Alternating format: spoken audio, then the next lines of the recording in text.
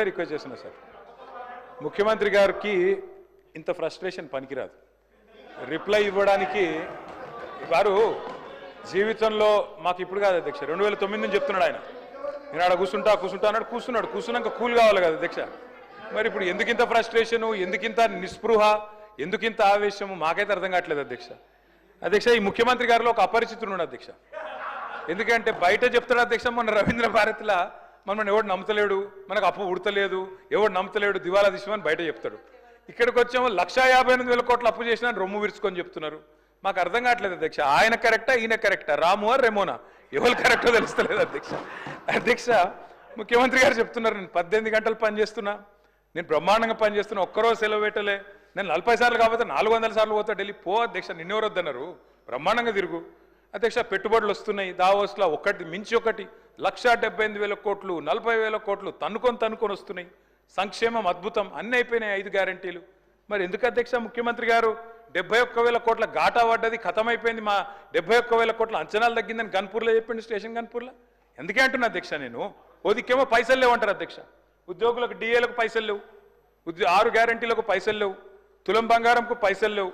కానీ మళ్ళీ ఇదే ముఖ్యమంత్రి గారు ఏం చేస్తారు అధ్యక్ష, బ్రహ్మాండంగా ఫ్యూచర్ సిటీ హెచ్ఎండిఏకు 20,000 కోట్లతో టెండర్లు, జిహెచ్ఎంసీలో 7,000 కోట్ల టెండర్లు, వాటర్ వర్క్స్లో 14,000 కోట్ల టెండర్లు, కొడంగల్ లిఫ్ట్ ఇరిగేషన్లో 4,400 కోట్ల టెండర్లు, ఫ్యూచర్ సిటీలో 6 లైన్ల మెయిన్ రోడ్డు, 2 వైపులా 2 సర్వీస్ లైన్లు, మొత్తం 10 లైన్లు 5,000 కోట్లు, మూసీ సుందరీకరణ 1,50,000 కోట్లు. ఇన్నిటికి పైసలు ఉన్నాయి కానీ 6 గ్యారంటీలకు పైసలు లేవు, తులం బంగారం పైసలు లేవు, మహిళలకు ఇచ్చేందుకు 2,500 లేవు.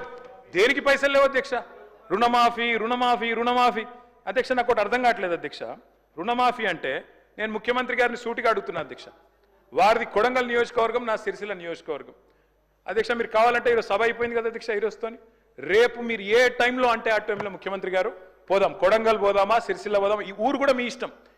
ఏ ఒక్క ఊళ్ళోనన్నా 100% రుణమాఫీ అయింది అనే మాట చెబితే నేను శాశ్వతంగా రాజకీయాలు వదిలేసి వెళ్ళిపోతా. ఇది నా ఛాలెంజ్, స్వీకరిస్తారా? కొడంగల్ కొండారెడ్డిపల్లి పోదాం అధ్యక్ష. అంటే చెప్పడానికి కూడా కొంత ఉండాలి అధ్యక్ష. వారే కదా అధ్యక్ష రైతులను రెచ్చగొట్టింది. 2 లక్షలు తెచ్చుకోండి, ఎంబడే ఓన్రి, డిసెంబర్ 7 నాడు ఇందిరమ్మ రాజ్యం వస్తుంది, 9 తారీఖు నాడు మొదటి సంతకం పెడతా, అయిపోతుంది 2 లక్షల రుణమాఫీ. అయ్యిందా అధ్యక్ష? పోదామా ఏ ఊరికన్నా అధ్యక్ష? నేను అడుగుతున్నా అధ్యక్ష, నేను అడుగుతా ఉన్నా. ఇంకోటి అన్నారు అధ్యక్ష, వారు దేవుని మీద ఒట్టు పెట్టినారు అధ్యక్ష. ఇప్పుడు దేవుని బాధపడే పరిస్థితి వచ్చింది, ఇది ఎక్కడ అని చెప్పి అధ్యక్ష నేను అడుగుతున్నా. వారు అంటారు అధ్యక్ష రైతు బంధు, రైతు భరోసా. నేను అడుగుతున్నా అధ్యక్ష, రైతు భరోసా ఏంది అధ్యక్ష మీరు చెప్పింది? 15,000 ఇదే ముఖ్యమంత్రి గారు ఆనాడు పిసిసి ప్రెసిడెంట్గా రైతు బంధుని ఆపిందే ఈయన. పోయి ఎలక్షన్ కమిషన్కి లెటర్ ఇచ్చిందే ఈయన. ఆ లెటర్ కాపీ ఇక్కడ ఉంది నా దగ్గర, ఇగో ఇది లెటర్ కాపీ, రేవంత్ రెడ్డి గారు స్వయంగా ఇచ్చిన ఉత్తరం కాపీ ఎలక్షన్ కమిషన్ కు ఆపిందే మీరు. మళ్ళీ మీదికెళ్ళి మేము దాచుకున్నాం, మేము ఆపినామని చెప్తారు. నేను పంపుతా అధ్యక్ష ఇది మీకు. అధ్యక్ష రైతు బంధు ఆపుతారు, 7,600 కోట్లు ఆపిందే వాళ్ళు. ఆపి ఏం డైలాగ్ కొట్టిన అధ్యక్ష వీరు? హరీష్ రావు ఆపుతుండు, కేసీఆర్ ఆపుతుండని చెప్పి ఆ రోజు అన్నారు అధ్యక్ష. డిసెంబర్ 3 నాడు, డిసెంబర్ 3 ముందు అయితే 5,000, డిసెంబర్ 3 తర్వాత అయితే 7,500 అని చెప్పింది ఎవరు అధ్యక్ష? 3 ముందు అయితే 5,000, 3 తారీఖు తర్వాత అయితే 7,500 అని చెప్పిందే ఈ ముఖ్యమంత్రి గారు. అధ్యక్ష ఇంకెన్ని చెప్పినారు అధ్యక్ష? ఉచిత కరెంటు కాంగ్రెస్ అట, కరెంట్ అంటేనే కాంగ్రెస్ అట, కాంగ్రెస్ అంటేనే కరెంట్ అట. ఇక్కడనే కూర్చొని నేను ఒక్క నిమిషం తొందరపడకు రాజు, నువ్వు అవుతావు. నేనేమంటున్నా అధ్యక్ష, ఇక్కడనే నిల్చొని ముఖ్యమంత్రి గారే చెప్పినారు అధ్యక్ష. ఆనాడు తెలుగుదేశం పార్టీలో ఇక్కడ నిల్చొని ఇదే ముఖ్యమంత్రి గారు చెప్పిన మాట, మా నాయన గారు చచ్చిపోతే నెత్తి మీద నీళ్లు తలుపుతున్నంత కరెంట్ లేదు, ఇదేం దౌర్భాగ్యపు ప్రభుత్వం అని చెప్పిందే ఆయన. ఇవాళ కరెంట్ అంటే కాంగ్రెస్, కాంగ్రెస్ అంటే కరెంట్ అంటే బయట చూస్తలేరా అధ్యక్ష? నేను ఇంకోటి అంటున్నా, వారు అంటున్నారు 10 నెలలనే ఇంతెందుకు అంతెందుకు అని నేను అంటున్నా అధ్యక్ష. మేం చెప్పమన్నామా? 100 రోజులు, 6 గ్యారంటీలు, తొడలు కొట్టుడు, మెడలు కోసుకుంటానుడు, బాండ్ పేపర్లు, అఫిడవిట్లు, దేవుళ్ళ ముంగడ పెట్టుడు ఎవరు పెట్టిన అధ్యక్ష? 100 రోజుల్లో ఇస్తామని తులం బంగారం ఎవరు చెప్పిండ్రు అధ్యక్ష? ఎందుకు ఇస్తలేరు తులం బంగారం? ప్రజలు గోల్డ్ అనుకొని ఓటేసిరు, కానీ వీళ్ళు రోల్డ్ గోల్డ్ వెళ్ళిండ్రు అధ్యక్ష. గోల్డ్ అనుకున్నారు, రోల్డ్ గోల్డ్ వెళ్ళింది. లంకె బిందెలు దొరికేదాకా అవ్వాలన్నా అధ్యక్ష మేము? ప్రజలు ఎప్పటిదాకా ఎదురు చూడాలి? లంకె బిందెల కోసం ఆగన్నా? ఇంకా ఎంత అబద్ధం, ఎంత పచ్చి అబద్ధం అంటే అధ్యక్ష నేను అడుగుతా ఉన్నా అధ్యక్ష, ఇక్కడ మీరు చెప్పేది తప్ప, కాగ్ చెప్పేది తప్ప? రేవంత్ రెడ్డి లెక్కలు తప్ప, కాగ్ లెక్కలు తప్ప అధ్యక్ష? చెప్పాలి. రేవంత్ రెడ్డి గారు ఈరోజు చెప్పిన లెక్కలు 1,52,000 కోట్లు మిత్తి కట్టిన, అప్పులు కట్టిన, ఇది కాగ్. మీకు పంపిస్తా ముఖ్యమంత్రి గారు, చూసుకోండి. కాగ్ చెప్తున్న ప్రకారం నెలకు 2750 అసలు మిత్తి కలిపి. మరి మీరు అక్కడ జూట్ చెప్పాలని చెప్తుండాలి, ఇక్కడ అబద్ధం చెప్తుండాలి. రెండిట్లో ఏది కరెక్టో చెప్పాలి. ఆర్థిక అరాచకత్వం అన్నారు అధ్యక్ష.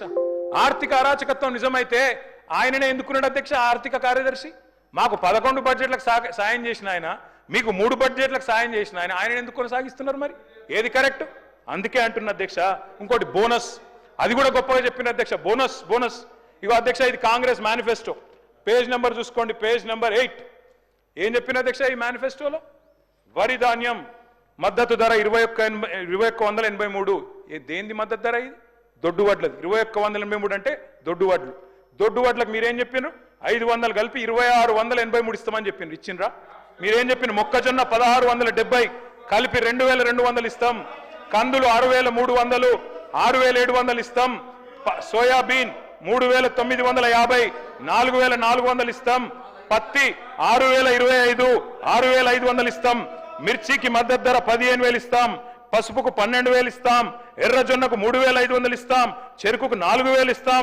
జొన్నలకు 3050 ఇస్తాం. ఒక్కటన్ని ఇచ్చిండ్రా? బోనస్ బోగస్ కాలేదా? రాష్ట్రంలో రైతులు చూస్తలేరా? ఎటుపడతాడు దబాయిస్తే అయిపోతుంది అధ్యక్ష. ఇంకా విచిత్రం, నాకు ఇంకా గమ్మత్ అనిపించింది ఆయన అధ్యక్ష. ఆయన ఏమైనా స్వాతంత్ర ఉద్యమం చేసి జైలుకు పోయింది అధ్యక్ష?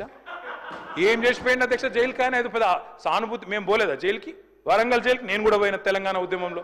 ఎస్ ఉన్నాం, అక్కడ బరాబర్ ఉన్నాం. మీరెందుకు పోయినరంటే నేను అడుగుతున్నా ఈరోజు.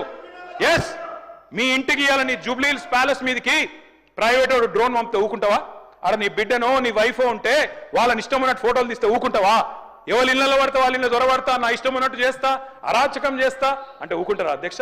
ఇది పద్ధతేనా అధ్యక్ష? అంటే మీ కాడికి వచ్చేవరకే కుటుంబాలు, మీ కాడి కొరకు వచ్చేవరకే భార్య పిల్లలు, వేరే వాళ్ళకి లేరా అధ్యక్ష భార్య పిల్లలు? మీరు ఆనాడు ఇష్టం ఉన్నట్టు మాట్లాడినప్పుడు, లేని రంకులు అంటగట్టినప్పుడు, ఇష్టం ఉన్న సంబంధాలు మాట్లాడినప్పుడు ఆ రోజు లేవా నీతులు? చివరికి మా ఇంట్లో పిల్లల్ని కూడా తిట్టింది మీరు కాదా? ఆనాడు మా ఇంట్లో చిన్న చిన్న పిల్లల్ని పట్టుకొని, మైనర్ పిల్లల్ని పట్టుకొని బూతులు మాట్లాడింది మీరు కాదా? మీరేదో పెద్ద సానుభూతి కోసం మాట్లాడితే ఏం పని చేసిపోయినా మీరు జైలు. అయినా నేను అడుగుతున్నా ముఖ్యమంత్రి గారు, నేను అడుగుతున్నా అధ్యక్ష, జైలుకి ఎవరు పంపుతారు అధ్యక్ష? ప్రభుత్వాలు పంపుతాయా? కోర్టులు పంపుతాయి. కోర్టులో మీరు ఛాలెంజ్ చేసినారు, నన్ను రిమాండ్కి పంపొద్దు అని మీ లాయర్లు అడిగినారు. కోర్టు కాదు మీరు జైలుకే పోవాలని చెప్పింది. మేమేం చేస్తాం దానికి? రిమాండ్కు పంపేది మేం కాదు సార్, మీరు కాదు. ముఖ్యమంత్రి గారు హుంకరిస్తున్నారు. నేను అనుకుంటే అక్కడ ఎవరు మిగిలరు. నువ్వు ఏమనుకున్నా ఏం ఫరక్ పడదు, నువ్వు ఏం చేసుకున్నా ఏం ఫరక్ పడదు. నువ్వు అనుకుంటున్నావు పదవి శాశ్వతం, అధికారం శాశ్వతం, ఏది శాశ్వతం కాదు అధ్యక్ష. నేను కోరుతా ఉన్నా, ముఖ్యమంత్రికి అపరిమితమైన అధికారాలు ఉండవు. ముఖ్యమంత్రికి అపరిమితమైన అధికారాలు ఉండవు. ఎవరిని పడితే వారిని జైలుకు పంపే అధికారం ఉండదు, కోర్టులకు ఉంటుంది. నిన్ననే కోర్టు పాత్ర తీసుకున్నారు ఈ ముఖ్యమంత్రి గారు. ఇందాక ఏదో గోవింద సినిమా చెప్పింది కదా, ఆ పాత్ర ఆయనకే సూట్ అవుతుంది అధ్యక్ష. ఎందుకంటే అప్పుడే లాయర్ అయిపోతాడు ఆయన, అప్పుడే జడ్జి అయిపోతాడు, అప్పుడే మళ్ళీ స్పీకర్. మీరు తీసుకునే నిర్ణయం వారు చెప్తారు, సుప్రీంకోర్టు తీసుకునే నిర్ణయం వారే చెప్తారు, ఉప ఎన్నికలు రావంటారు, ఎన్నికల కమిషన్ నిర్ణయాలు ఆయనే చెప్తారు అధ్యక్ష.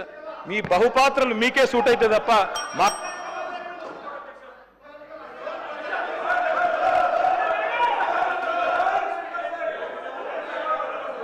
సార్.